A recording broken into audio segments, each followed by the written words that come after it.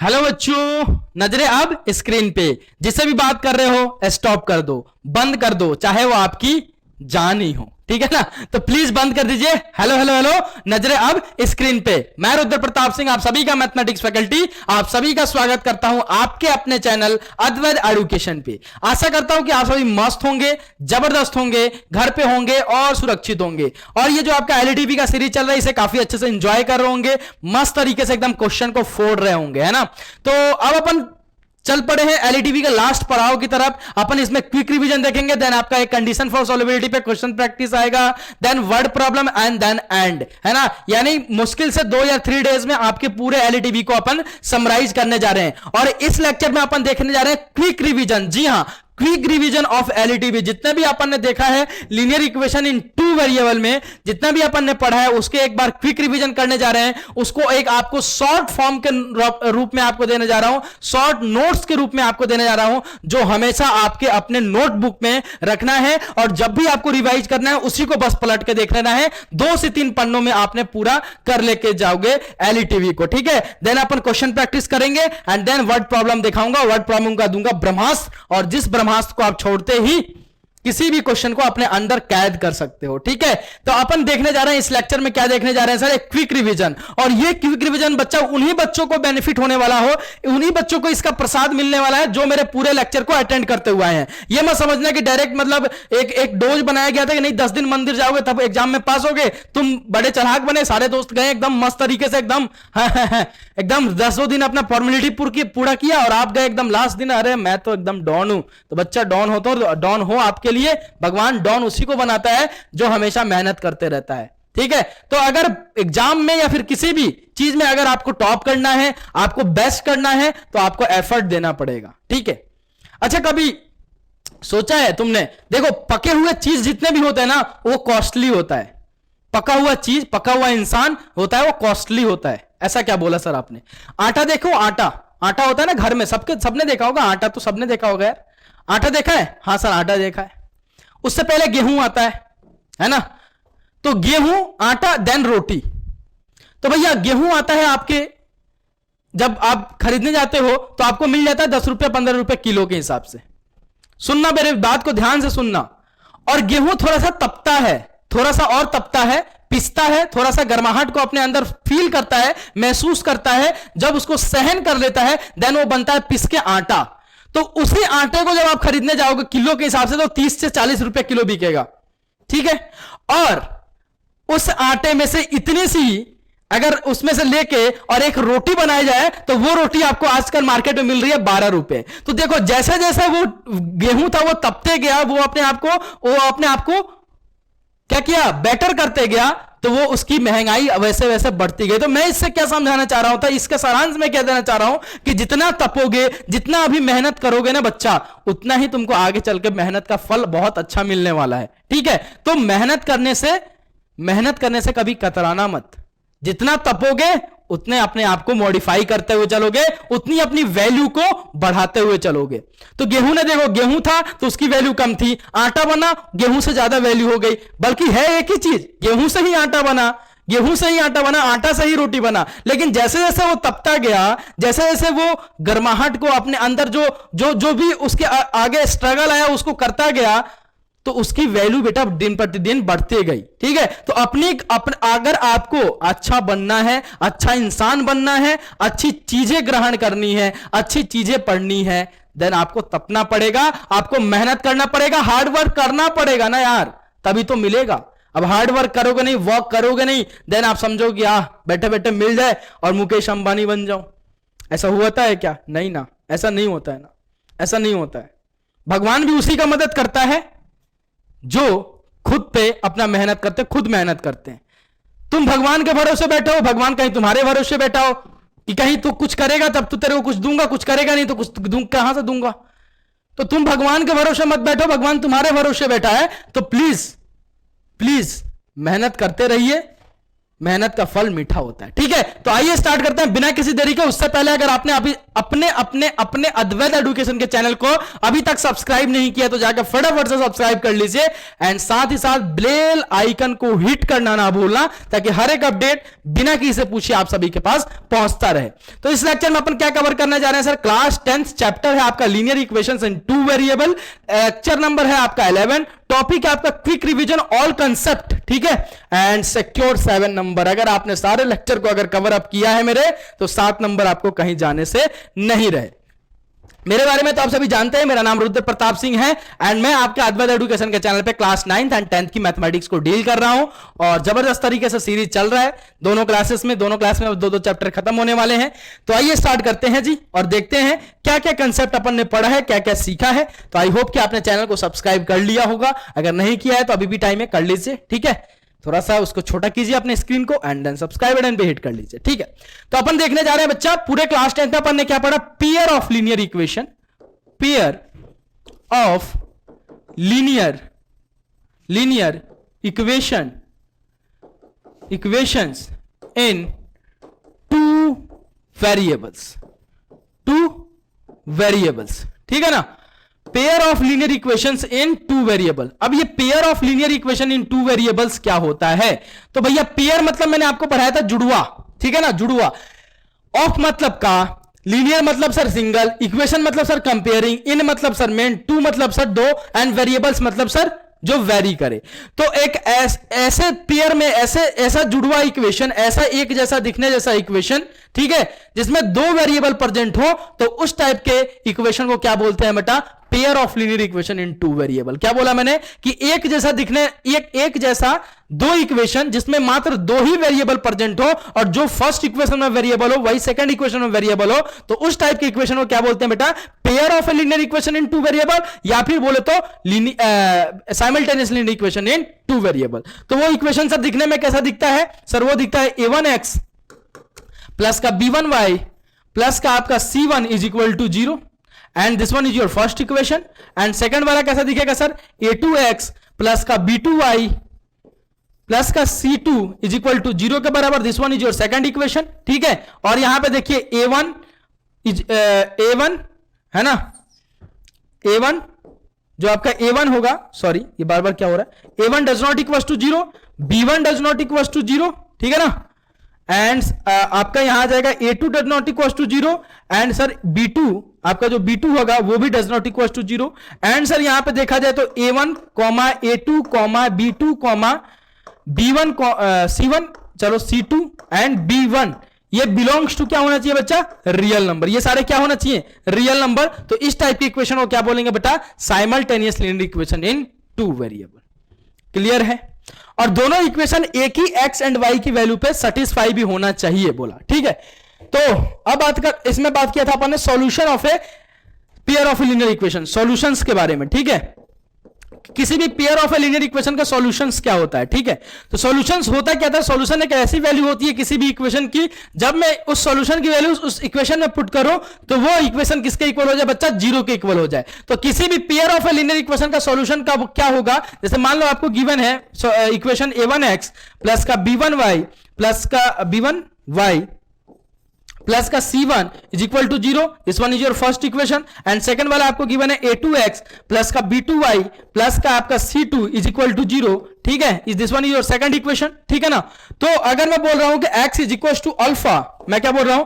x is equal to alpha and y is equal to beta, अगर इसका solution होगा तो सॉल्यूशन कब होगा? x is equal to alpha and y is equal to beta, जब मैं x is equal to alpha and y is equal to beta पे इसकी वैल्यू निकालूं तो इसका भी LHS is equal to RHS आ जाए एंड सर जब इसकी वैल्यू निकालूं तो इसी x is equal to alpha and y is equal to beta पे, तो ये भी सेटिस्फाई कर दे। यानी पूरे कहानी का मुराल क्या है कि x is equal to alpha and y is equal to beta, इसका सॉल्यूशन कब होगा किसी भी pair of a linear equation in two variable का? जब x is equal to alpha and y is equal to beta पे first equation भी satisfy कर जाए एंड सेकंड इक्वेशन भी सेटिस्फाई कर जाए, तो अपन क्या बोलेंगे कि x is equal to alpha and y is equal to beta, इसके क्या होंगे बच्चा? सॉल्यूशन होंगे। क्या होंगे बच्चा? सॉल्यूशन होंगे। ठीक है, अगर एक सेटिस्फाई किया है इस वैल्यू पे और दूसरा नहीं किया तो वो उसका सॉल्यूशन नहीं होगा, वो उसका सॉल्यूशन नहीं होगा। दोनों सेटिस्फाई करना चाहिए same pair of A value पे। क्लियर ना? Same pair of A value पे। ओके, ओके है सर, आई एम ओके। ठीक है, तो इसको नोट कर दीजिए।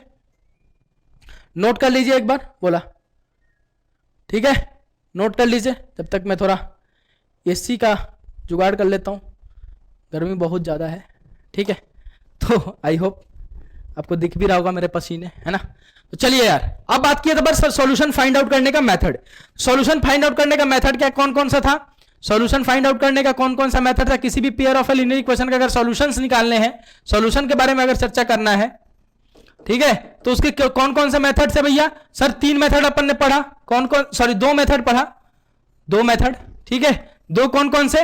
एक तो पढ़ा sir graphical method, graphical method है ना, ग्राफिकल मेथड, एंड दूसरा अपन ने पढ़ा एल्जेब्रिक मेथड। कौन सा?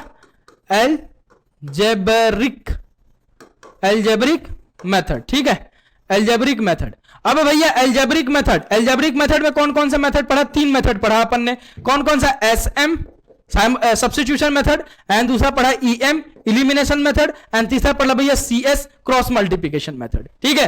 तो अब देखेंगे एक एक करके कि क्या होता है, कैसे अपन ने क्या क्या स्टेप वाइज। पहले अपन बात करते हैं ग्राफिकल मेथड के बारे में, ग्राफिकल मेथड के बारे में कि ग्राफिकल मेथड से किसी भी साइमल्टेनियस लीनियर इक्वेशन इन 2 वेरिएबल या फिर बोले तो pair of linear equation in 2 variable का सॉल्यूशन कैसे फाइंड आउट करते थे, इसके बारे में जरा जान लेते हैं। आइए देखिए, ठीक है।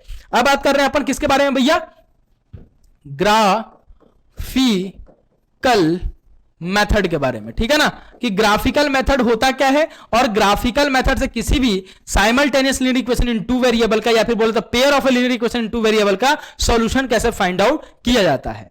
तो अपन क्या करते थे भैया, जैसे मान लो कि अपने पास इक्वेशन गिवन है a1x प्लस का b1y प्लस का आपका c1 is equal to 0, and दूसरा आपको गिवन है a2x प्लस का b2y प्लस का c2 इज इक्वल टू 0 के बराबर। This one is your first equation, this one is your second equation, ठीक है, सेकंड इक्वेशन। अब इसको ग्राफिकल मेथड से अगर इसका सॉल्यूशन निकालना है तो आपको पता है कि इसका भी जो ग्राफ बनेगा वो क्या बनेगा भैया? एक स्ट्रेट लाइन बनेगा, स्ट्रेट लाइन बनेगा, और इसका भी जो ग्राफ बनेगा वो कैसा बनेगा भैया? एक स्ट्रेट लाइन बनेगा। तो मैं मान लेता हूं कि फर्स्ट वाली इक्वेशन, इक्वेशन जो आपका फर्स्ट है, इक्वेशन नंबर जो पहला है, इसका जो ग्राफ बनेगा वो क्या बनेगा? L1 एक स्ट्रेट लाइन बनेगा। आंसर इक्वेशन नंबर जो सेकंड है, जो सेकंड है उसका भी ग्राफ जैसे बनेगा वो क्या बनेगा भैया? एक स्ट्रेट लाइन बनेगा, उसको मैं मान लेता हूं L2, ठीक है। तो अब ग्राफिकल मेथड से अगर आपको निकालना है तो इस L1 एंड L2 को एक ही ग्राफ पेपर में क्या करना है? ड्रॉ करना है। क्या करना है बच्चा? एक ही ग्राफ पेपर में ड्रॉ करना है। तो जब आप 2 स्ट्रेट लाइन एक ही ग्राफ पेपर में ड्रॉ करेंगे तो क्या होगा, जरा आइए देखिए। जैसे मान लीजिए ये मेरा ग्राफ पेपर है, ठीक है, origin, this one is x, this one is y, this one is x dash, and this one is y dash, ठीक है। तो कौन कौन सा कंडीशन हो सकता है कि जैसे मान लो मैंने L1 ड्रॉ किया, ठीक है, और एक मान लो इधर से L2 ड्रॉ किया, तो दोनों आपस में क्या हो जाए? एक पॉइंट पे इंटरसेक्ट हो जाए। क्या हो जाए बच्चा? एक पॉइंट पे इंटरसेक्ट हो जाए, ठीक है। तो अगर इंटरसेक्ट हो गए तो वही पॉइंट उसका क्या हो जाएगा भैया? सॉल्यूशन हो जाएगा P, और वो P क्या हो जाएगा? Alpha comma beta, x is equal to alpha and y is equal to beta, इसके क्या हो जाएंगे बच्चा? सॉल्यूशन हो जाएंगे। और एक बार अगर स्ट्रेट लाइन आपस में इंटरसेक्ट कर गया तो फिर वापस से इंटरसेक्ट नहीं करेगा। तो अगर एक 2 स्ट्रेट लाइन को, जैसे मान लो this one is L1, this one is L2, अगर 2 स्ट्रेट लाइन को एक ही ग्राफ पेपर में ड्रॉ करोगे तो 3 केस बनेंगे। एक तो एक बार वो इंटरसेक्ट करे, एक बार वो आपस में इंटरसेक्ट करे, या तो वो आपस में क्या करे? इंटरसेक्ट करे। दूसरा कि एक के ऊपर एक चढ़ के चला जाए यानी कोइंसाइड हो जाए, या फिर तीसरा से दोनों आपस में पैरेलली चले जाएं, ठीक है। तो पहला केस मैंने अपन लिया कौन सा? एक अपन ने क्या किया? इंटरसेक्ट कराया कि दोनों लाइन मान लो कि आपस में इंटरसेक्ट कर रही हैं, तो आपको एक ही ऐसा पॉइंट मिलेगा जहां पे ये पॉइंट ऑफ कांटेक्ट होगा दोनों लाइन का, और फिर आपस में कभी भी कांटेक्ट नहीं करेंगी ये, ठीक है ना। तो वही पॉइंट आपका क्या हो जाएगा? वही पॉइंट पे आपको क्या मिलेगा? वही पॉइंट आपका सॉल्यूशन हो जाएगा, वो जो भी इक्वेशन आपको गिवन रहेगा पेयर ऑफ लीनियर इक्वेशन उसका, ठीक है। आपने ग्राफ ड्रॉ किया, देन ये बना, तो ठीक है, इंटरसेक्ट किया तो, और वहां पे कैसा सॉल्यूशन मिलेगा बच्चा? यूनिक सॉल्यूशन मिलेगा। यूनिक मतलब सर अनोखा, क्योंकि सर ये दोबारा फिर से कट करेगा नहीं, फिर दोबारा कंटेक्ट भी करेंगे नहीं आपस में, तो वो एक आपको क्या मिलेगा? वहां पे यूनिक सॉल्यूशन मिलेगा, अनोखा सॉल्यूशन मिलेगा, ठीक है। तो ये रहा केस नंबर दूसरा। केस नंबर 2, केस नंबर 2 जरा देखिए। केस नंबर 2 क्या बोलता है? This one is x axis, this one is O, this one is x dash, this one is y, this one is y dash, ठीक है।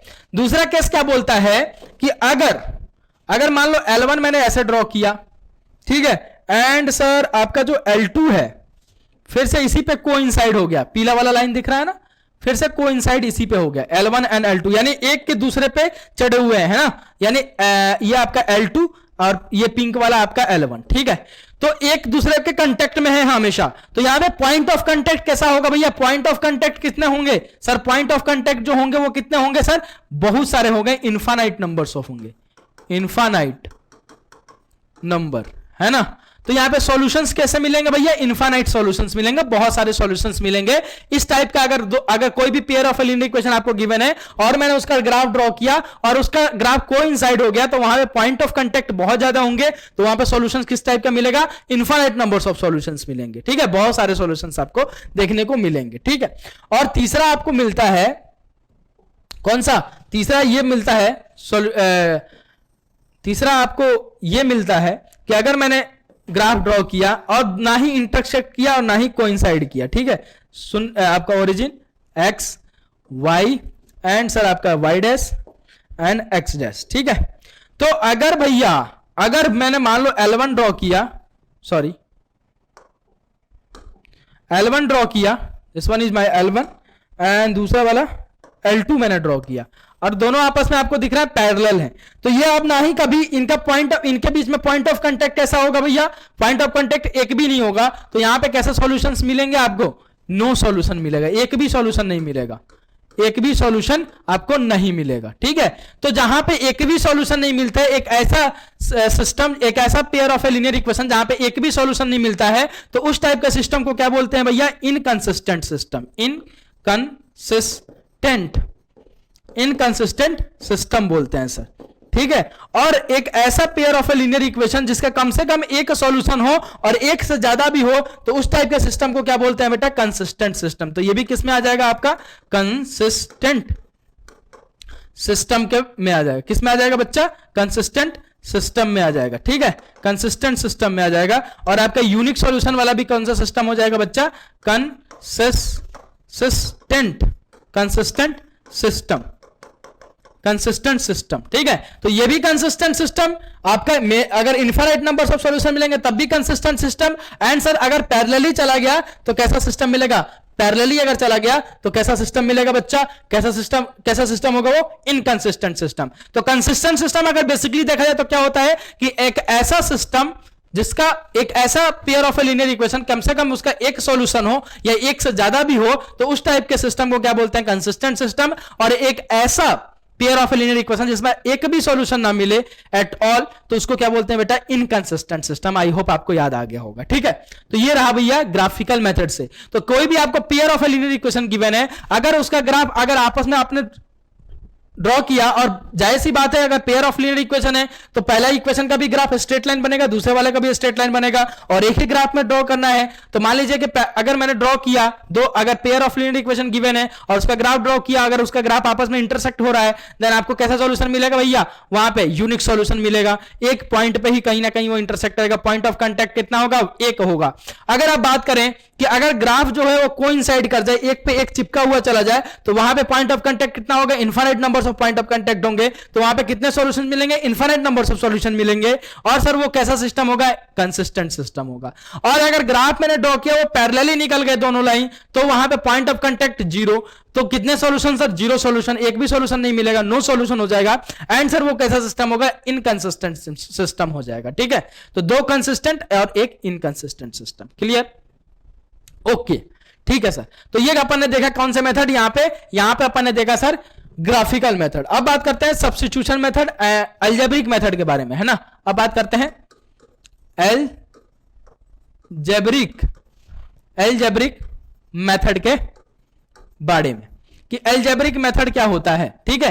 Algebraic method क्या होता है और अलजेब्रिक मेथड में कौन सा, अब अलजेब्रिक मेथड में अपन बात करें सब्स्टिट्यूशन की, सब्स्टिट्यूशन मेथड के, ठीक है ना, कि सब्स्टिट्यूशन मेथड क्या होता है, ठीक है, कि सब्स्टिट्यूशन मेथड क्या होता है, ठीक है। तो जैसे मान लीजिए कि आपको pair of linear equation given है x plus y is equal to 6 and sir x minus y is equal to 2 के बराबर, ठीक है, this one is your first equation and this one is your second equation. और बोला है कि इसके क्या कीजिए, एक्स एंड वाई की वैल्यू फाइंड आउट कीजिए, एक्स एंड वाई की वैल्यू फाइंड आउट कीजिए, या फिर बोल देंगे सॉल्यूशन फाइंड आउट कीजिए। सॉल्यूशन इट मींस व्हाट, कि जो भी वेरिएबल चल रहा है उसकी वैल्यू आप फाइंड आउट कर लीजिए। तो यहाँ पे वेरिएबल क्या है, एक्स एंड वाई। तो सर यहाँ पे ये भी बोल सकता है कि find the value of x and y, या फिर बोल सकता है कि या फिर ये भी बोल सकता है कि यहां पे क्या कीजिए, सॉल्यूशन फाइंड आउट कीजिए। तो सब्स्टिट्यूशन मेथड क्या बोलता है कि सब्स्टिट्यूशन मेथड मतलब क्या, सब्स्टिट्यूट करना। यानी जैसे मान लो दो घर है, ये बड़ा घर है ये छोटा घर है, तो छोटे वाले घर को उठा के बड़े वाले में सब्स्टिट्यूट कर देना, यानी यहां से उठा के इसमें रख देना। तो सब्स्टिट्यूशन मेथड क्या बोलता है कि कोई भी एक इक्वेशन पकड़ो जो दिखने में आसान हो, छोटा हो, वहां से क्या करो कि y की वैल्यू निकालो इन टर्म ऑफ x, या फिर x की वैल्यू निकालो इन टर्म ऑफ y। आपकी मर्जी है, मैं हमेशा y की वैल्यू निकालता हूं इन टर्म ऑफ x। तो सब्स्टिट्यूशन मेथड क्या बोलता है कि कोई भी एक छोटा वाला इक्वेशन निकालो, दो इक्वेशन जहां पे गिवन हो, और छोटे वाले इक्वेशन से आप y की वैल्यू निकालो इन टर्म ऑफ x। आपकी मर्जी, आप किसकी वैल्यू निकालोगे, ठीक है। और जो भी y की वैल्यू आई उसको सेकंड इक्वेशन में पुट कर दो, और जैसे ही y की वैल्यू जब सेकंड इक्वेशन में पुट करोगे तो वो सेकंड इक्वेशन एक वेरिएबल में कन्वर्ट हो जाएगा, किसी भी एक वेरिएबल में। अगर y की वैल्यू पुट करोगे तो x में कन्वर्ट हो जाएगा, x की वैल्यू पुट करोगे तो y में कन्वर्ट हो जाएगा। देन वहां से आप अगर y की वैल्यू पुट करो देन x में कन्वर्ट होगा, तो x की वैल्यू निकाल लीजिए, और जो भी x की वैल्यू आई वो क्या कीजिए, जो अपने y की वैल्यू निकाला है फर्स्ट इक्वेशन से या फिर जो भी इक्वेशन से, वहां पुट कर दीजिएगा x की वैल्यू, देन आपको y की वैल्यू मिल जाएगी। जरा आइए देखिए यहाँ पे, जैसे मान ले रहा हूं मैं सेकंड इक्वेशन को पकड़ रहा हूं, तो सेकंड इक्वेशन से मैं क्या कर रहा हूं, y की वैल्यू निकाल रहा हूं। तो क्या आ जाएगी भैया, x माइनस का y इज इक्वल टू 2 के बराबर, देन सर माइनस का y is equal to 2 minus x के बराबर, then sir y is equal to क्या हो जाएगा, x माइनस 2 के बराबर। तो ये y की वैल्यू आ गई in term of x, in term of x। अब इसको क्या करूंगा, अगर मैंने सेकंड इक्वेशन से निकाला है देन फर्स्ट वाले में पुट कर दूंगा। तो जरा पुट करिए, क्या आ जाएगा, x और y की जगह क्या आ जाएगा भैया, x माइनस का 2, ठीक है, इज इक्वल टू 6 के बराबर। तो देखिए किस में कन्वर्ट हो जाएगा, ये इक्वेशन किस में कन्वर्ट हो जाएगा, इन x में, है ना। पहले दो वेरिएबल में था, अब सिंगल वेरिएबल में कन्वर्ट हो गया। तो क्या हो जाएगा, x प्लस का x माइनस का 2 इज इक्वल टू 6, ठीक है। तो 2x इज इक्वल टू क्या जाएगा, 6 प्लस का 2, then sir 2x is equal to 8, then sir x is equal to 8/2, ठीक है। Then x is equal to 4 के बराबर, x इज इक्वल टू 4 के बराबर, ठीक है। अब जो भी x की वैल्यू है इसको उठा के यहां पे पुट कर दो, जो y की वैल्यू आपने निकाला है। तो y इज इक्वल टू क्या था, x माइनस का 2, ठीक है। Then y is equal to क्या आ जाएगा, 4 माइनस का 2, then sir y is equal to 2 के बराबर। तो x is equal to 4 and y is equal to x is equals to 4 and y is equals to 2 is the solution of this simultaneous linear equation in two variable. This is called as the substitution method. This is called as the substitution method. और बड़े से बड़े question में भी यही applicable होता है, ऐसे ही आपको प्रोसीजर फॉलो करना होता है, ठीक है। तो एक छोटे एग्जांपल से मैंने आपको यहाँ पे बताया कि सब्स्टिट्यूशन मेथड किसको बोलते हैं। नेक्स्ट अलजेब्रिक फॉर्म में आता है आपका इलिमिनेशन मेथड। कौन सा बच्चा, इलिमिनेशन मेथड, इलिमिनेशन मेथड, ठीक है। अब इलिमिनेशन मेथड क्या होता है, किसको बोलते हैं, जरा आइए देख लीजिए। इलिमिनेशन मेथड, इलिमिनेशन मतलब क्या, इलिमिनेट कर देना, किसी को मार देना, खत्म कर देना, ठीक है। जान से मार दो ये बोला, ठीक है, इलिमिनेट कर दो, ठीक है ना, इलिमिनेट कर दो। तो इलिमिनेशन मेथड का क्या मतलब है कि जान से मार दो, खत्म कर दो, जान से मार दो, खत्म कर दो, खत्म करो कहानी, ठीक है। तो इलिमिनेशन मेथड क्या होता है, इसके लिए मैं एक एग्जांपल लेके आता हूं। चलो थोड़ा सा अच्छे लेवल का थोड़ा एग्जांपल देख लेते हैं, बोला, ठीक है। चलो 10 नंबर देखते हैं क्या है। ये इलिमिनेशन मेथड से थोड़ा करना मुश्किल होगा क्योंकि इसमें सब्स्टिट्यूशन मेथड ज्यादा लगेगा, ठीक है। तो इलिमिनेशन मेथड से आपको दिखाना है तो कोई और लेते हैं। मान लो 15 नंबर खोल के देखता हूं क्या है। ये थोड़ा हार्ड हो जाएगा, टाइम लगेगा। छोटा सा कोई दिख जाए, आपको आता है, बस रिवीजन कराना है मेरे को, ठीक है। तो 10 तो देख लिया ना, 11 देखते हैं। हाँ, अरे इसमें भी कुछ ना कुछ लेट करना पड़ेगा। अरे यार मिल जाए यार, ऐसे क्या कर रहा है यार। 3 नंबर देखो जरा, ये थोड़ा होगा। हाँ चलो आ गया, मिल गया, ठीक है। आ जाओ देखो, अब इसको करना है आपको इलिमिनेशन मेथड। अब इलिमिनेशन मेथड से कैसे करेंगे जरा समझो। इलिमिनेट मतलब क्या, मार दो, जान से खत्म कर दो। अब किसको मारोगे, किसी भी एक वेरिएबल को। अब कैसे मारोगे, कैसे मारोगे, किसी भी एक वेरिएबल के कोफिशिएंट को इक्वल करना है, ठीक है, मल्टीप्लाई करके। अगर इक्वल नहीं है तो इक्वल करना है, और देखना है कि अगर जो आपने कोफिशिएंट को इक्वल किया है वो क्या दोनों इक्वेशन में सेम साइन के हैं। अगर सेम साइन के हैं तो इक्वल करके आपस में उनको सब्ट्रैक्ट कर दो, अगर अलग अलग साइन के हैं देन ऐड कर दो, आपको आंसर एक्स एंड वाई की वैल्यू मिल जाएगी। तो क्या लिखा है यहां पे देखिए जरा, आपको फर्स्ट इक्वेशन क्या गिवन है बच्चा, फर्स्ट इक्वेशन सर अपने गिवन है ये, एंड सेकंड इक्वेशन गिवन है ये। तो फर्स्ट इक्वेशन क्या गिवन है, 2x माइनस का 3y is equal to 1, and sir ये बोलता है 3x माइनस का 4y इज इक्वल टू 1। तो ये आपको दे रखा है। अब आपको इसमें लगाना है इलिमिनेशन मेथड। तो इलिमिनेशन मेथड मैंने क्या बोला है, किसी भी एक वेरिएबल को पकड़ो, उनके कोफिशिएंट को करो इक्वल, और देन साइन अगर अल्टरनेट है देन ऐड कर दो, अगर अल्टरनेट नहीं है देन सब्ट्रैक्ट कर दो, सेम साइन का है तो भैया इक्वल करने के लिए क्या करें सर, यहां पे मान लो मेरे को y का x का ही मान लो, चलो x के कोफिशिएंट को इक्वल करना है। तो कैसे करूंगा इलिमिनेशन मेथड में, सर यहां पे है 2x, यहां पे है 3x। तो एक काम करते हैं सर, इसको अपन मल्टीप्लाई करते हैं 3 से, इसको मल्टीप्लाई करते हैं 2 से, यहां पे भी 6x बन जाएगा, यहां पे भी 6x बन जाएगा, ठीक है। तो चलो ठीक है, तो मैं क्या करूंगा, मल्टीप्लाई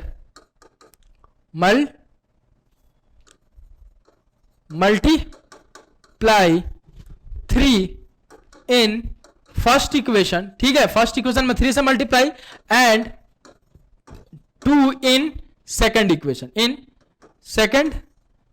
ठीक है।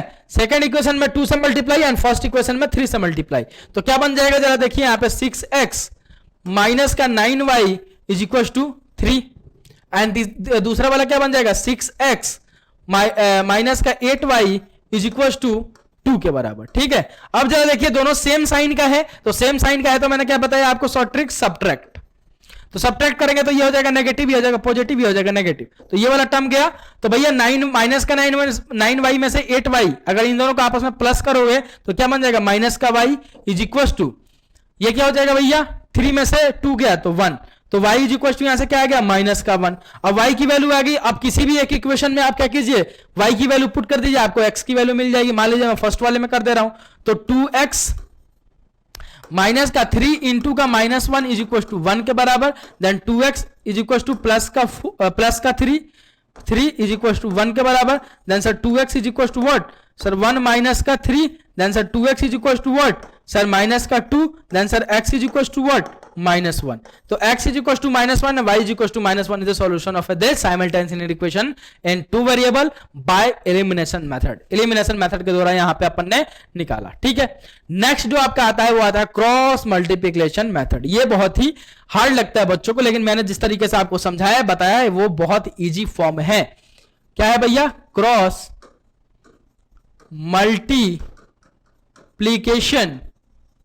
मल्टीप्लिकेशन मेथड, ठीक है। अब ये क्रॉस मल्टीप्लिकेशन मेथड क्या होता है, ठीक है, क्रॉस मल्टीप्लिकेशन यानी क्रॉस में मल्टीप्लाई करना है, ठीक है। तो मान लीजिए आपको इक्वेशन जो आपको गिवन है वो जनरल फॉर्म में मान लेता हूं, a1x प्लस का b1y प्लस का आपका c1 is equal to 0, and दूसरा वाला मान लीजिए a2x प्लस का b2y प्लस का आपका c2 इज इक्वल टू 0 के बराबर। This one is your first equation, this one is your second equation, clear ना। अब इसको बोला जा रहा है कि x एंड y की वैल्यू निकालिए by the cross multiplication method, ठीक है। क्रॉस मल्टीप्लिकेशन मेथड से x एंड y की वैल्यू आपको फाइंड आउट करना है। तो कैसे निकालेंगे बच्चा, कैसे निकालेंगे जरा आइए देख लीजिए, कहिए देखिए, आइए जरा ध्यान से समझिएगा, ठीक है। देखिए जरा क्रॉस मल्टीप्लिकेशन मेथड निकालना है, तो स्टेप नंबर 1 क्या बोलता है क्रॉस मल्टीप्लिकेशन मेथड में कि अगर कांस्टेंट टर्म आरएचएस में है देन उसको एलएचएस में ले आइए।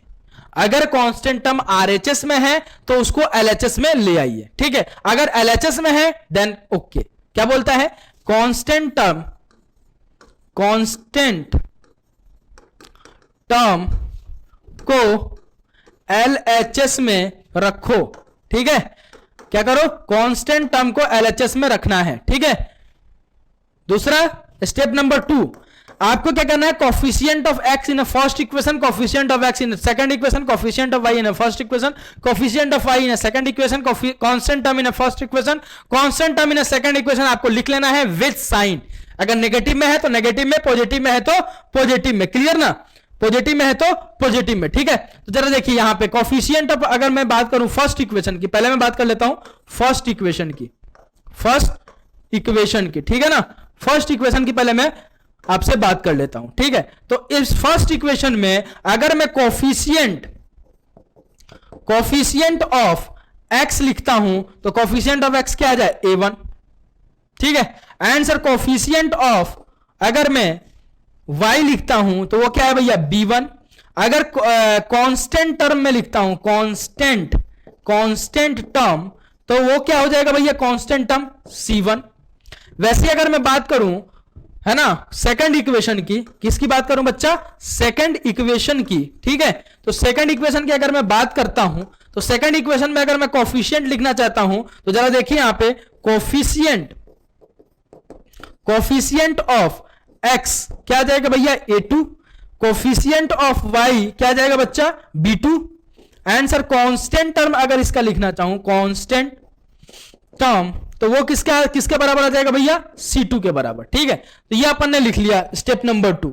स्टेप नंबर 3 क्या बोलता है कि जो भी वेरिएबल की वैल्यू निकालनी है वो लिख लीजिए, x की निकालनी है, y की निकालनी है, और एक कांस्टेंट टर्म है वो निकालनी है, ठीक है। तो डिस्काउंट डिनोमिनेटर इसका खींच दीजिए, ठीक है, और तीनों के बीच में क्या लगा लीजिए, इक्वल टू। अब लिखना है आपको x के डिनोमिनेटर में, तो x के डिनोमिनेटर में जब लिखना है तो x के कोफिशिएंट को भूल जाना है, भूल जाना जाना नहीं, तू याद ना आए ऐसा कोई पल नहीं। तो हमेशा के लिए नहीं बोलना, इसलिए मैंने गाना गाया, ठीक है। तो भैया x के कोफिशिएंट को भूल जाना है, तो x के कोफिशिएंट क्या है, a1 और a2। तो x वाले को भूल गया मैं, तो x वाले को जब मैं भूल गया तो आपको इक्वेशन क्या की बनता है, a1x प्लस का b1y प्लस का आपका c1 is equal to 0, a2x plus का आपका b2y प्लस का आपका c2 इज इक्वल टू 0।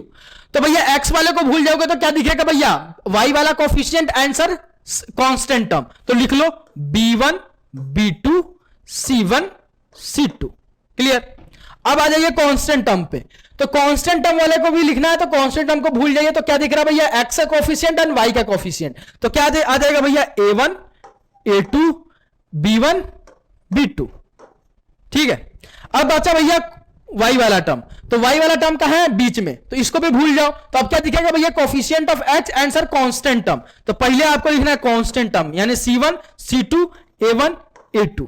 अब क्या करना है भैया, क्रॉस मल्टीप्लाई, तो इसको इधर मल्टीप्लाई, इसको इधर मल्टीप्लाई, इसको इधर मल्टीप्लाई, इसको इधर मल्टीप्लाई, इसको इधर मल्टीप्लाई, इसको इधर मल्टीप्लाई, ठीक है।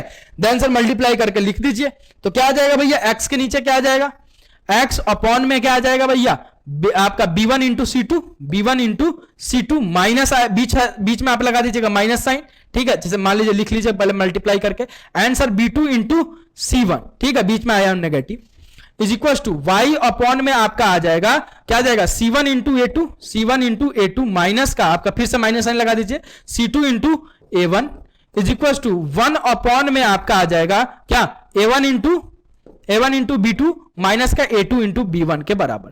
तो आपको रटने की जरूरत नहीं है भैया, रटने की जरूरत नहीं है, ये रहा आपका सॉल्यूशन। अब यहां से सॉल्यूशन x एंड y की वैल्यू कैसे आएगी, सर x वाली को क्या कीजिए, कांस्टेंट टर्म से कंपेयर कर दीजिए, देन x की वैल्यू आ जाएगी, y वाले को कांस्टेंट टर्म से कंपेयर करोगे y की वैल्यू आ जाएगी, क्योंकि तीनों आपस में कैसे इक्वल है, कैसे है बच्चा, इक्वल है। तो ये रहा आपका क्रॉस मल्टीप्लीकेशन मेथड, एक एक स्टेप में मैंने आपको तोड़ के बताया, तो प्लीज इसको नोट कर लीजिए, प्लीज इसको नोट कर लीजिए। कुछ स्टेप हैं, स्टेप वाइज स्टेप अपन ने चला है, और ये रहा आपके सामने आपका आंसर, ठीक है। तो कुछ चीज रटने की जरूरत नहीं है, हर एक क्वेश्चन में ऐसे ही एप्लीकेबल करना है आपको, रटना नहीं है यार, रटना नहीं है बोला, ठीक है ना, रटना नहीं यार, है ना, रटना नहीं यार, प्लीज।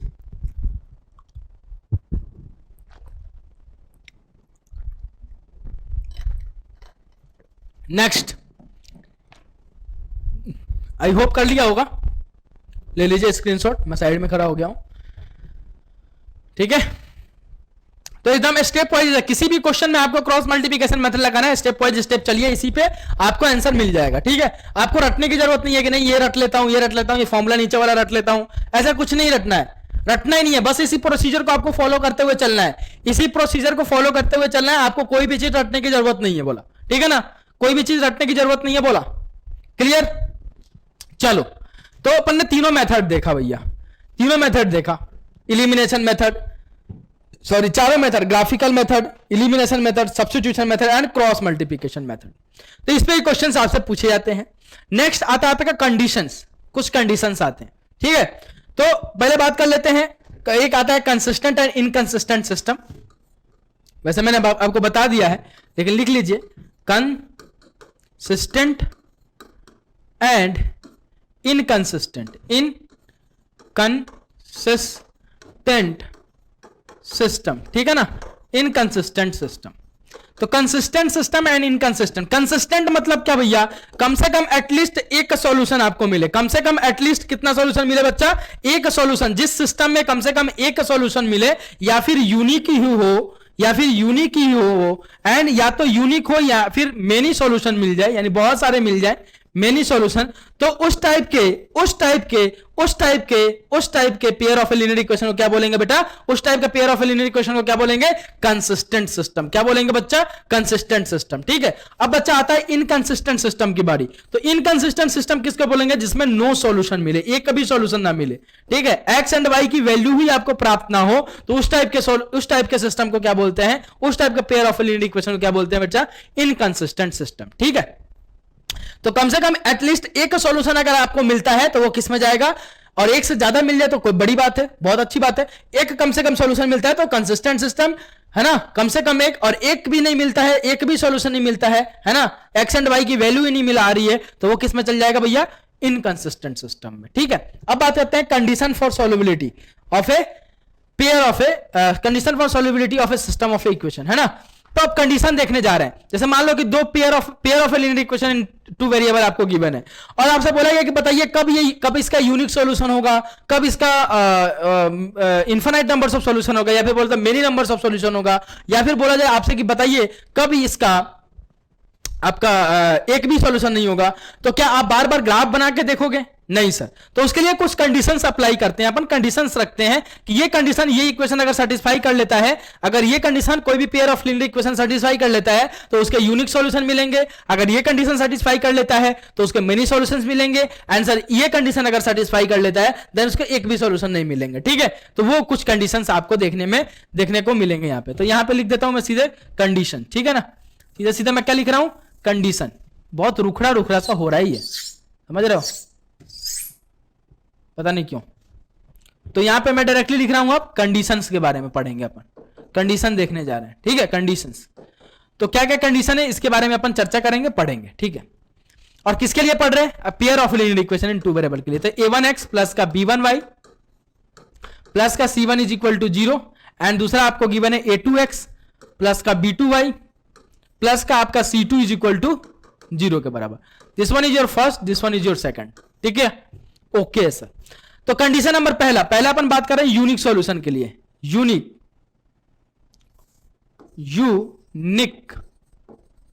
सॉल्यूशन के लिए, कि पेयर ऑफ लीनियर इक्वेशन अगर आपको कोई गिवन है तो उसका यूनिक सॉल्यूशन कब होगा। तो यूनिक सॉल्यूशन के लिए भैया उसको सेटिस्फाई करना पड़ेगा कंडीशन कि a1 अपॉन में a2 does not equal to b1 upon में b2। अगर मैं coefficient of x in a first equation upon में coefficient of x in a second equation रखूं, और coefficient of y in a first equation upon में coefficient of y in a second equation, तो वो दोनों आपस में कैसे हो, इक्वल ना हो, इक्वल क्या हो, ना हो। तो उस अगर ये कंडीशन कोई भी पेयर ऑफ लीनियर इक्वेशन अगर ये कंडीशन सेटिस्फाई कर लेता है, अगर ये कंडीशन अगर सेटिस्फाई कर लेता है, देन उसके कैसे सॉल्यूशन होंगे बच्चा, यूनिक सॉल्यूशन होंगे। कैसे सॉल्यूशन होंगे, यूनिक सॉल्यूशन होंगे, अनोखा सॉल्यूशन होगा, ठीक है। और वो यूनिक सॉल्यूशन किसके बराबर होंगे, x इज इक्वल टू किसके बराबर, b c अपॉन में a b, and y is equal to क्या आ जाएगा, y इज इक्वल टू आ जाएगा सर c a अपॉन में a b। अब ये सर आपने क्या लिखा, अब देखो 1 2 2 1 1 2 2 1 1 2 2 1 1 2 2 1 माइनस माइनस माइनस माइनस। तो वो यूनिक सॉल्यूशन किसके बराबर होगा सर, इसके बराबर होगा। और ये सर आपने कहां से लिखा है, तो लेक्चर में आपने काफी अच्छे से इसका शॉर्ट ट्रिक बताया है, याद रखने का भी चीज बताया है। आई होप जिसने फॉलो किया होगा उसको पता होगा, ठीक है। तो ये रहा यूनिक सॉल्यूशंस के लिए कि अगर यूनिक सॉल्यूशन कब होगा किसी भी pair of linear equation in two variable का, जब वो a1 अपॉन में a2 उसका does not equal to b1 upon में b2 होगा, तो वहां से आपको यूनिक सॉल्यूशन मिलेगा। और वो यूनिक सॉल्यूशन किसके इक्वल होगा सर, ये रहा x की वैल्यू एंड ये रहा सर y की वैल्यू, जो भी वेरिएबल चल रहा है उसकी वैल्यू ये आ जाएंगी, ठीक है सर। तो ये रहा यूनिक सॉल्यूशन के लिए, ठीक है। नेक्स्ट अपन बात करते हैं सर मेनी सॉल्यूशन के लिए। मेनी सॉल्यूशन या फिर बोले तो मेनी सॉल्यूशन भी बोलते हैं इसको, ठीक है। और इसी को अपन बोलते हैं infinite numbers of solution, infinite number of solution. ठीक है, अब ये मेनी सॉल्यूशन और इनफाइनाइट नंबर्स ऑफ सॉल्यूशन कब मिलेंगे अपने को किसी भी pair of a linear equation in two variable का?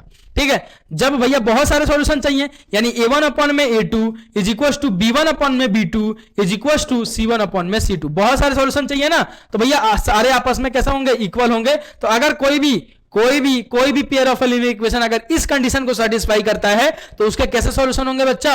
उसके कैसे सॉल्यूशन होंगे सर? बहुत सारा सॉल्यूशन होगा, इनफाइनाइट नंबर्स ऑफ सॉल्यूशन होगा, और वो कैसा सिस्टम होगा बच्चा? कंसिस्टेंट सिस्टम होगा।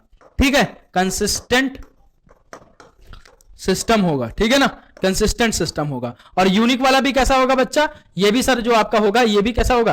कंसिस्टेंट सिस्टम होगा। ठीक है ना, कंसिस्टेंट सिस्टम होगा। ठीक है, done. Okay okay sir. Next आता है आपका नो सॉल्यूशन का कंडीशन। ठीक है, कि एक भी सॉल्यूशन सर कब नहीं मिलेगा? एक भी सॉल्यूशन, नो सॉल्यूशन। तो नो सॉल्यूशन का कंडीशन क्या होगा सर? नो सॉल्यूशन की नौबत कब आएगी? जब सर a1 अपॉन में a2 is equal to b1 upon में b2 हो, बट ये does not equal to c1 upon में c2 हो। तो ये कंडीशन अगर कोई भी पेयर ऑफ लीनियर इक्वेशन अगर सेटिस्फाई करती है तो आपको वहां पे कैसा सॉल्यूशन मिलता है भैया? एक भी सॉल्यूशन नहीं मिलता है, यानी नो सॉल्यूशन की प्राप्ति होती है। एक भी सॉल्यूशन आपको नहीं मिलता है। और वो सिस्टम कैसा होता है बच्चा? Inconsistent system. Inconsistent system. Clear? वो कैसा सॉल्यूशन होता है बच्चा? इनकंसिस्टेंट सिस्टम होता है। ठीक है, इनकंसिस्टेंट सिस्टम होता है। तो ये रहा आपका कंडीशन। ठीक है, पेयर ऑफ लीनियर इक्वेशन के सॉल्यूशंस के बारे में जजमेंट सुनाने की, सॉल्यूशंस के बारे में आपको बताने का। ठीक है, तो अब बात करते हैं नेक्स्ट जो आपका लास्ट टॉपिक है, होमोजीनियस। क्या है भैया? Homogeneous system of equation. क्या है भैया? Homogeneous system of A equations. ठीक है, अब ये होमोजीनियस सिस्टम ऑफ इक्वेशंस क्या होता है ये देख लीजिए। लास्ट टॉपिक है आपका pair of a linear equation in two variable का। तो होमोजीनियस सिस्टम ऑफ इक्वेशन क्या होता है? होमोजीनियस सिस्टम ऑफ इक्वेशन वो होता है कि जिसमें आपका कांस्टेंट टर्म एब्सेंट हो। ठीक है, यानी कांस्टेंट टर्म जो हो वो जीरो के इक्वल हो। किसके इक्वल हो बच्चा? जीरो के इक्वल हो, है ना। तो होमोजीनियस इक्वेशन होता ही क्या है? होमोजीनियस इक्वेशन ये होता है जहां पे आपका कांस्टेंट टर्म जो हो बच्चा वो क्या हो? जीरो हो। क्या हो? जीरो के इक्वल हो, नील बट्टा सन्नाटा जीरो के बराबर। तो ये होमोजीनियस सिस्टम ऑफ इक्वेशन दिखेगा कैसे सर? ये दिखता है a1x प्लस का b1y is equal to zero, constant term यहां पे नहीं होता है, एंड a2x प्लस का b2y is equal to zero. तो जिस इक्वेशन में जो भी pair of a linear equation given हो और दोनों में आपका कांस्टेंट टर्म अगर नहीं गिवन है तो उसको क्या बोलेंगे बेटा? होमोजीनियस। क्या बोलेंगे बच्चा? होमोजीनियस। ठीक है ना, उसको क्या बोलेंगे? होमोजीनियस। क्लियर? उसको क्या बोलेंगे बच्चा? होमोजीनियस। ठीक है, अब बात करते हैं कि इस homogeneous system of A equation का कब यूनिक सॉल्यूशन होगा, कब मेनी सॉल्यूशन होगा, और सर कब infinite numbers of solution, sorry एक भी सॉल्यूशन नहीं होगा। ठीक है, तो जरा आइए इसके भी कंडीशंस के बारे में बात कर लेते हैं। तो इसके अगर बात कर लेते हैं यूनिक सॉल्यूशन के लिए। ठीक है, पहले कि यूनिक सॉल्यूशन इसका कब होगा देखिए। आइए, यूनिक सॉल्यूशन अगर आपको चाहिए तो इसके लिए क्या कंडीशन बनेगा? a1 अपॉन में a2 does not equal to b1 upon में b2, does not equal to b1 upon में b2। और वो यूनिक सॉल्यूशन किसके इक्वल होगा? x is equal to 0 and y is equal to 0 के बराबर। आपको सॉल्व करने की जरूरत नहीं है, डायरेक्टली आप क्या लिख सकते हैं? x is equal to 0 and y is equal to 0। इसके क्या हो जाएंगे? सॉल्यूशन होंगे। अगर कोई भी आपको homogeneous system of equation given है और वो होमोजीनियस सिस्टम ऑफ इक्वेशन अगर इस कंडीशन को सेटिस्फाई करता है कि a1 does not equal to 0, a1 upon में a2 and b1 upon a1 upon में a2 does not equal to b1 upon में b2, देन उसके दो यूनिक सॉल्यूशन होंगे। और वो यूनिक सॉल्यूशन क्या होगा? x is equal to 0 and y is equal to 0। ठीक है, x is equal to 0 and y is equal to 0। Clear है? ओके, नेक्स्ट अपन बात करते हैं मेनी सॉल्यूशंस की। मेनी सॉल्यूशंस की, ठीक है, या फिर बोल दो इसको infinite numbers of solution, many solution. ठीक है, या फिर बोलो इनफाइनाइट नंबर ऑफ सॉल्यूशन, या फिर इसको बोलो नॉन जीरो सॉल्यूशन। एक और चीज बोल सकते हो इसको होमोजीनियस में, non zero non zero solution. Non zero क्यों बोला? क्योंकि देखिए यहां पे x की वैल्यू जीरो एंड y की वैल्यू जीरो आ गई, तो ये जीरो सॉल्यूशन, जीरो में आ गया ना। अब नॉन जीरो अगर सॉल्यूशन चाहिए, यानी x की वैल्यू जीरो एंड y की वैल्यू अगर जीरो नहीं चाहिए, तो उसके लिए क्या कंडीशन सेटिस्फाई होना चाहिए? a1 अपॉन में a2 is equal to b1 upon में b2 के बराबर। a1 अपॉन में a2 is equal to b1 upon में b2। तो यहां से आपको क्या मिलेंगे? नॉन जीरो सॉल्यूशन मिलेंगे और इनफाइनाइट नंबर्स ऑफ सॉल्यूशन मिलेंगे, यानी बहुत सारे आपको सॉल्यूशंस मिलेंगे। लेकिन यूनिक सॉल्यूशन चाहिए तो उसके लिए a1 अपॉन में a2 does not equal to b1 upon में b2। और अगर आपको नॉन जीरो या फिर इनफाइनाइट नंबर्स ऑफ सॉल्यूशन चाहिए किसी भी होमोजेनियस सिस्टम ऑफ इक्वेशन का, देन आपको क्या कंडीशन सेटिस्फाई होना पड़ेगा? a1 अपॉन में a2 is equal to b1 upon में b2। ठीक है, अब बात करते हैं नो सॉल्यूशंस की। किसकी बात करते हैं भैया? नो सॉल्यूशंस की। नो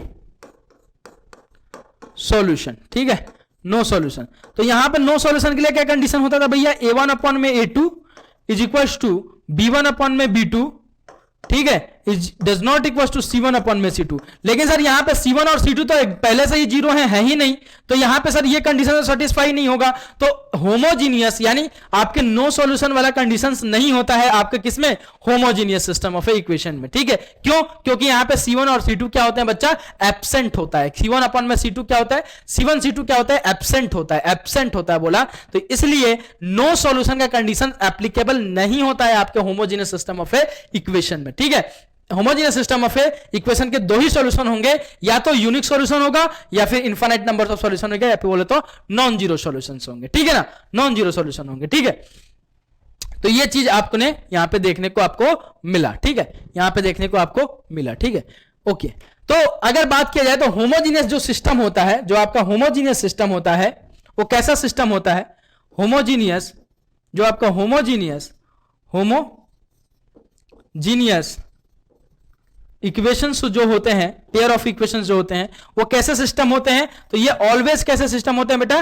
कंसिस्टेंट सिस्टम होते हैं। कैसे सिस्टम होते हैं? Always consistent system. ठीक है, तो एग्जांपल अगर देना हो कि कौन सा ऐसा सिस्टम है जो हमेशा हमेशा कंसिस्टेंट सिस्टम होता है, तो होमोजीनियस इक्वेशंस जो होते हैं आपके कैसे होते हैं बच्चा? एक कंसिस्टेंट सिस्टम होता है, या तो उसका एक सॉल्यूशन होगा या फिर बहुत सारे सॉल्यूशंस होंगे, नॉन जीरो। ठीक है, तो ये आपको यहां पे देखने को मिला। तो ये रहा आपका पूरा समरी, है ना। यहां तक अपन ने बात की थी, देन वर्ड प्रॉब्लम्स की बात आ जाएंगी and condition for solvability of a. Conditions पे देखेंगे कि कितने टाइप के क्वेश्चन आपसे पूछे जा सकते हैं। वैसे तो कुछ टाइप्स के आपके क्वेश्चन बताए हैं मैंने, लेकिन कुछ अच्छे लेवल पे कंडीशंस के क्वेश्चंस अपन देखेंगे, है ना। उसका अलग से सीरीज आएगा एंड देन वर्ड प्रॉब्लम को दो हिस्सों में डिवाइड करके आपको मैं बताऊंगा। तो पार्ट 1 एंड पार्ट 2, देन आपका एलईटीबी का लेक्चर समाप्त। यानी इस लेक्चर के बाद आपके 3 लेक्चर्स और आने वाले हैं एलईटीबी पे, देन आपका एलईटीबी का द एंड। और उसके बाद आप गेस करते रहिए कि नेक्स्ट चैप्टर कौन सा स्टार्ट हो रहा है बोला। ठीक है, तो अभी के लिए इतना ही। Bye, take care and Jai Hind. Video अगर पसंद आता है तो लाइक करें, शेयर करें यार। जितने भी फ्रेंड्स को बुला के लाओगे, जल्द से जल्द अपन लाइव क्लास का भी प्रबंध करेंगे। ठीक है, तो जितने जल्दी ज्यादा स्टूडेंट आप इकट्ठा करके यहां पे आप ले आते हैं। अगर सोचो ना, अगर रिकॉर्डिंग क्लास में अगर रिकॉर्डिंग फॉर्म चल रहा है, देन आपसे मैं इतना अच्छा कंट्रैक्शन करता हूं, इतना अच्छा आपको बताता हूं, इतने अच्छे से आपको लगता ही नहीं है कि आप बहुत सारे बच्चे ऐसे मैसेज करते हैं मेरे पास कि सर लगता नहीं है कि आप रिकॉर्डिंग में पढ़ा रहे हो। समझ रहे हो? तो अगर रिकॉर्डिंग फॉर्म में अगर इतना कंट्रैक्शन आपसे हो सकता है, इतना अगर आपसे अगर इंटरेक्ट हो सकता हूं मैं, तो अगर लाइव क्लास अगर लूंगा आपका, अगर लाइव क्लास जिस दिन चालू कर दिया मैं, तो उस दिन तो आपको जन्नत दिखाने वाला हूं बोला। ठीक है, तो प्लीज जितना ज्यादा हो सके शेयर करें, ज्यादा स्टूडेंट आगे जुड़े, ताकि अपन लाइव क्लास का भी प्रबंध करें। और लाइव क्लास में आपको बेनिफिट्स ज्यादा मिलेंगी। डाउट हैंड टू हैंड आपके राइज करोगे, आप हैंड टू हैंड आपके सॉल्व हो जाएंगे डाउट। यहां पे क्या है, कमेंट सेक्शन में डालोगे, मेरे पास अगर पर्सनली भेजते हो, ठीक है, देन हो सकता है कि थोड़ा सा मैं डिले कर सकूं, क्योंकि मेरे पास टाइम की थोड़ी सी कमी रह पाती है ना, बिकॉज मैं थोड़ा बिजी रहता हूं, है ना, अपने वर्क में। तो हो सकता है कि मैं आपका मैसेज थोड़ा लेट देखूं, है ना। तो ये सारी प्रॉब्लम्स आती है। लेकिन लाइव क्लास में आपकी लाइव इंटरेक्शन होगी मेरे साथ, लाइव आप देखोगे मेरे को, मैं आपको लाइव देखूंगा, है ना। तो उससे क्या होगी कि आपको बेनिफिट्स बहुत ज्यादा होने वाले हैं, उसके बेनिफिट्स आपको ज्यादा होने वाले हैं, ताकि आप फटाफट अपना डाउट राइज कर सकते हो। अगर कोई भी पॉइंट में डाउट आता है, सर ये डाउट है, इसको क्लियर कर दो, सर ये छोटा सा क्वेश्चन है, इसको सारा देख लो। ठीक है, तो ये सारी बातें अपन लाइव क्लास में काफी अच्छे से कर सकते हैं। लेकिन रिकॉर्डिंग फॉर्म में ये इंटरेक्शन नहीं हो सकता। हाँ, आपको माहौल बना सकता हूं मैं लाइव क्लास के रिकॉर्डिंग में, जो हमेशा बना के रख रहा हूं मैं, है ना। ये कर सकता हूं, या फिर आपको इंटरेस्टिंग वे से बता सकता हूं, लेकिन लाइव में जब आप कंस्ट्रक्शन करोगे तो और मजा आएगा और भी अच्छे से फील कर पाओगे आप। ठीक है, तो चलता हूं, अभी के लिए इतना ही। Bye, take care and Jai Hind, love you guys, take care. Channel को सब्सक्राइब नहीं किया तो जाके कर लो, बेल आइकन को हिट कर लेना। टेक केयर, सेफ रहें और सुरक्षित रहें। मिलता हूं बहुत जल्द नेक्स्ट लेक्चर में कंडीशन फॉर सॉल्वेबिलिटी पे, है ना, कि उस टाइप कंडीशंस पे किस टाइप के क्वेश्चंस आपसे पूछे जा सकते हैं। देन अपन वर्ड प्रॉब्लम की बात करेंगे। वर्ड प्रॉब्लम मतलब ब्रह्मास्त्र देने वाला हूं आपको। तो बहुत जल्द मिलता हूं, अभी के लिए इतना ही। जय हिंद।